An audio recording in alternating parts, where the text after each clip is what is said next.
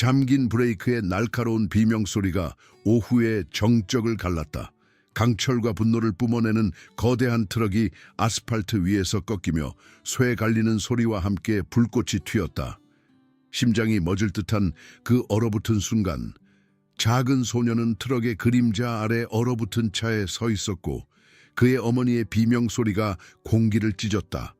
그때 어디선가 한 인물이 두 팔을 뻗은 채 아스팔트를 가로질러 몸을 날려 막을 수 없는 수톤의 무게 아래로 뛰어들었다.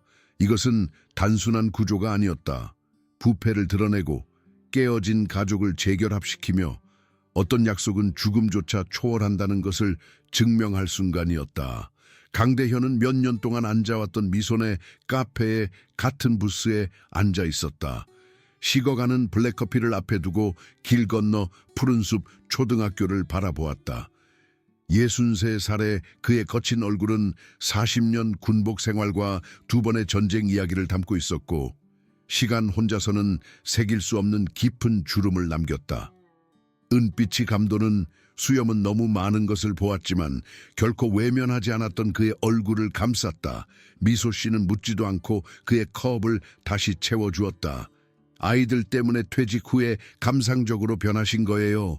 그녀는 문으로 쏟아져 나오는 아이들이 있는 학교 운동장을 향해 고개를 끄덕이며 놀리듯 말했다.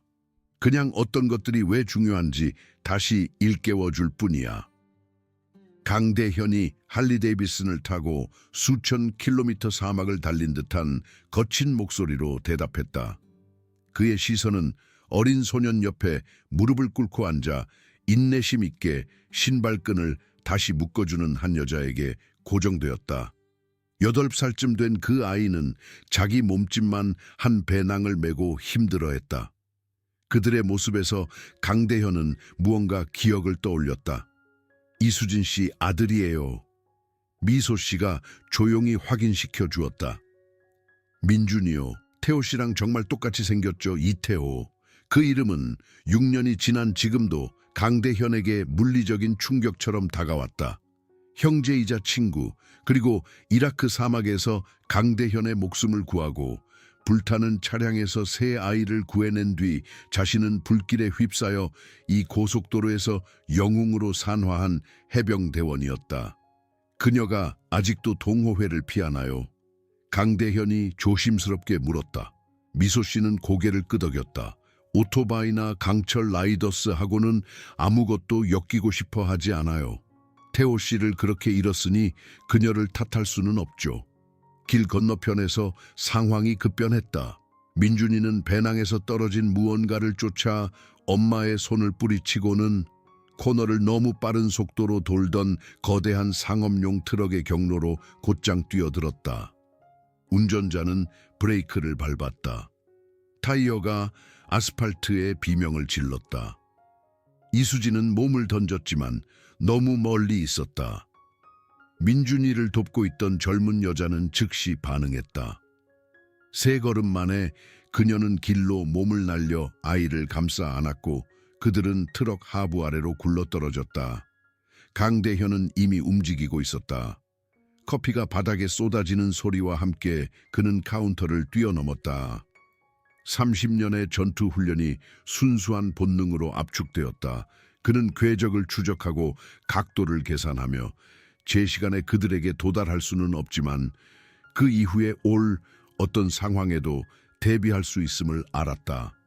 트럭의 트레일러가 크게 흔들리며 잠시 땅에서 들렸다가 아스팔트를 부술 만큼의 힘으로 다시 내려앉았다. 차량이 덜컹거리며 멈춰 섰을 때 강대현은 그들에게 도착했다. 여자는 민준이를 완전히 감싸 안아 인간 방패를 형성하고 있었다. 그녀의 눈은 꽉 감겨 있었고 충격에도 불구하고 호흡은 통제되고 있었다. 부인 강대현이 단호하게 말했다. 저를 보고 움직일 수 있는지 말씀해 주셔야 합니다. 그녀의 눈이 날카롭고 또렷하게 뜨였다. 아이부터 확인하세요. 강대현은 그녀가 옆으로 구르는 것을 도왔고 두려워했지만 움직이는 민준이가 드러났다. 이봐 꼬마 병사. 그는 침착하게 말하며 부상을 확인했다. 정말 인상적인 회피였어. 발가락 꼼지락거릴 수 있니? 아이는 시키는 대로 했다. 척추 손상은 없었다. 강대현은 자신이 숨을 참고 있었다는 것을 깨닫고 안도의 한숨을 내쉬었다. 난 강대현이야. 파트너, 내 이름은 뭐니? 민준이요. 아이가 더듬거렸다. 민준아, 정말 잘하고 있어. 엄마가 거의 다 왔어. 잠시만 가만히 있어줘. 이수진이 그들에게 다가왔고 순수한 모성애적 공포와 안도의 비명을 지르며 아들 옆에 쓰러졌다. 그녀는 민준이를 꼭 끌어안고 필사적으로 부상 여부를 확인했다.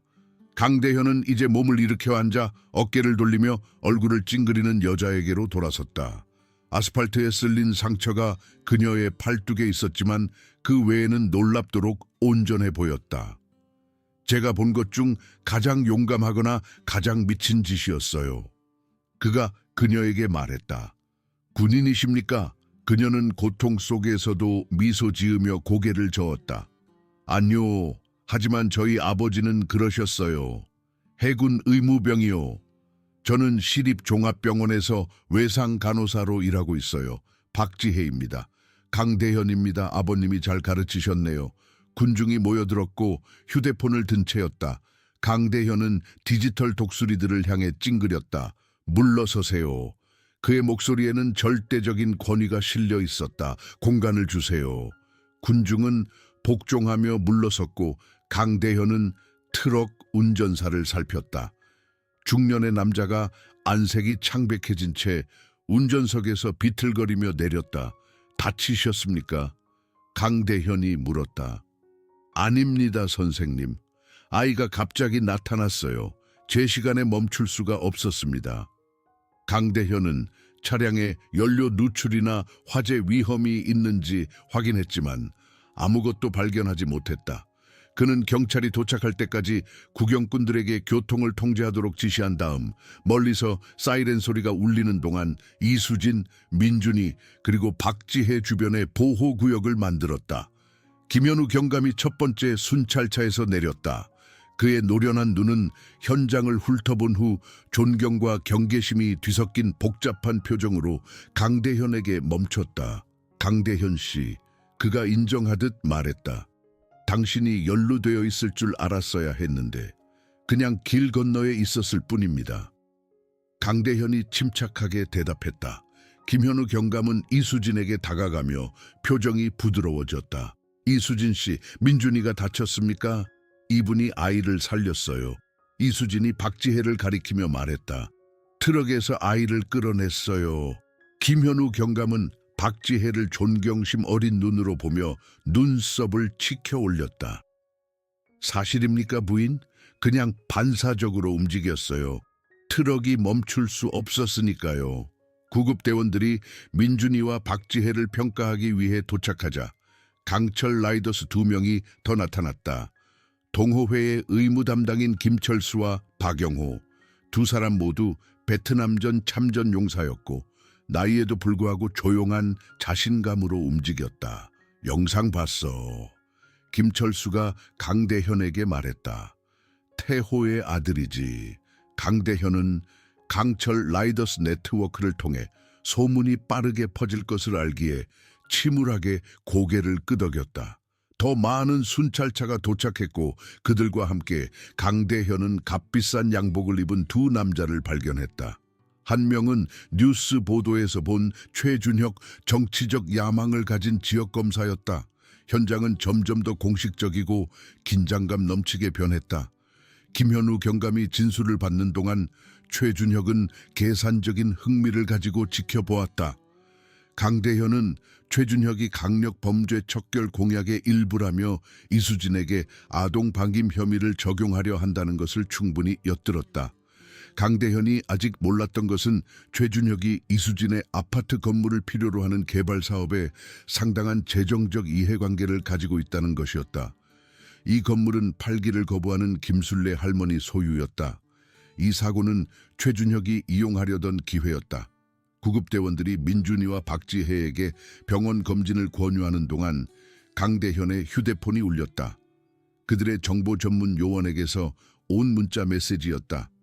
최준혁에 대해 뭔가 찾았습니다. 아주 중요한 것입니다. 가능한 한 빨리 이야기해야 합니다. 강대현은 결정을 내렸다. 그는 전직군 법무관으로 현재 개인 변호사로 활동하는 송구진 변호사에게 전화했다. 우진아, 나 강대현이야. 이수진 씨와 그 아들을 변호해 줘야겠어. 태호 가족이야. 상황을 설명하자 송구진 변호사는 즉시 동의했다. 제가 도착할 때까지 아무 말도 하지 말라고 전해주세요.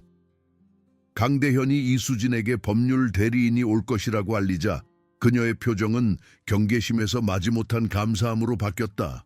그녀는 이제 그를 알아보았고 6년 동안 벗어나려 애썼던 동호회와의 연결고리를 볼 수 있었다.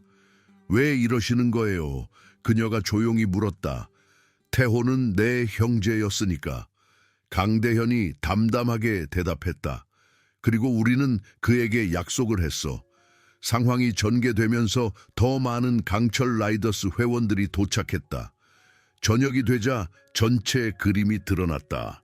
최준혁은 단순한 검사가 아니라 유령 회사를 통해 한빛건설의 주요 투자자였다.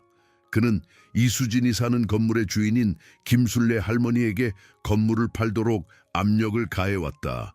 건축법 위반 사항들이 미스터리하게 나타났고 검사는 의심스러운 시기에 진행되었다. 그 압력은 체계적이고 의도적이었다. 최준혁은 민준이의 사고를 완벽한 지렛대로 보았다. 이수진이 근거 없는 혐의라도 받게 되면 아동보호기관이 개입할 수 있었다. 이수진은 일시적으로 양육권을 잃을 수도 있었고 분명히 이사해야 할 것이었다.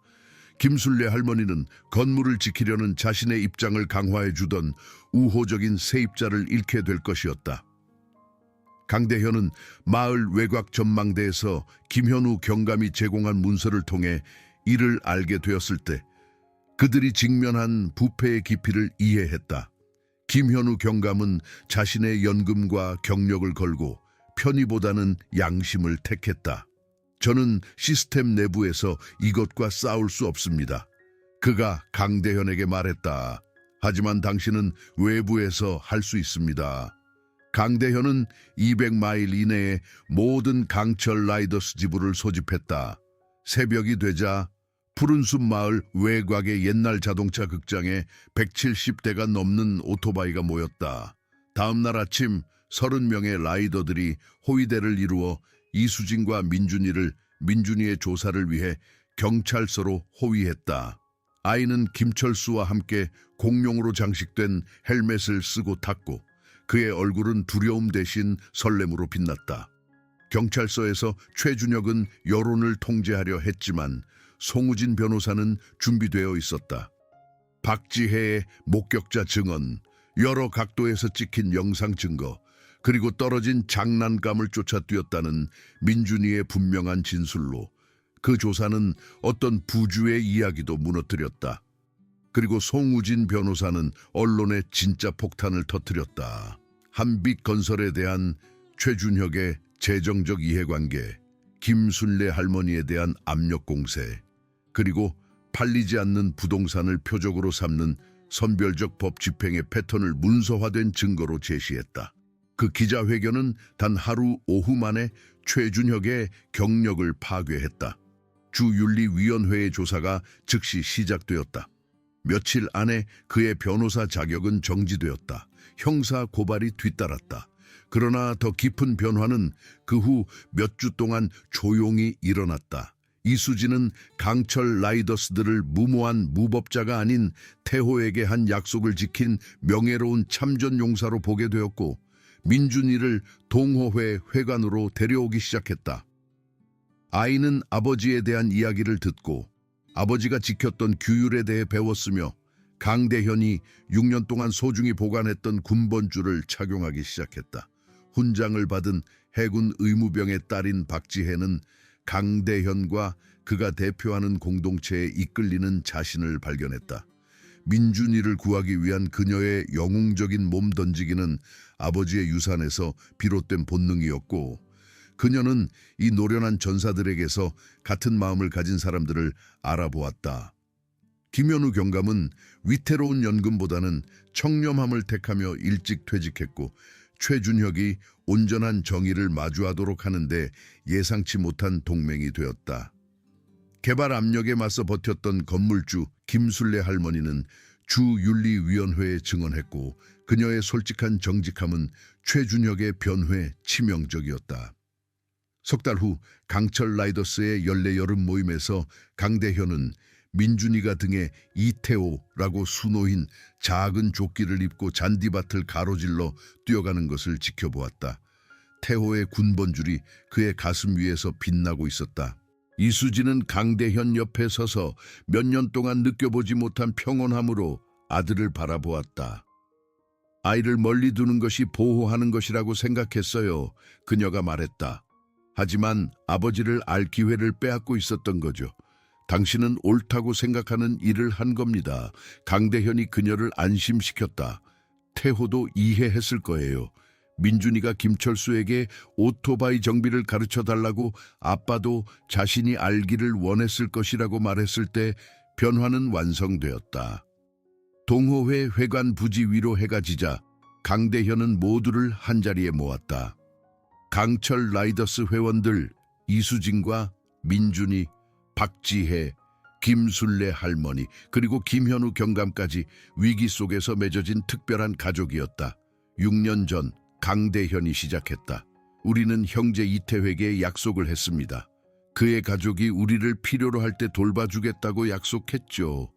오늘 밤 그 약속은 지켜졌지만 이야기는 이제 막 시작될 뿐입니다.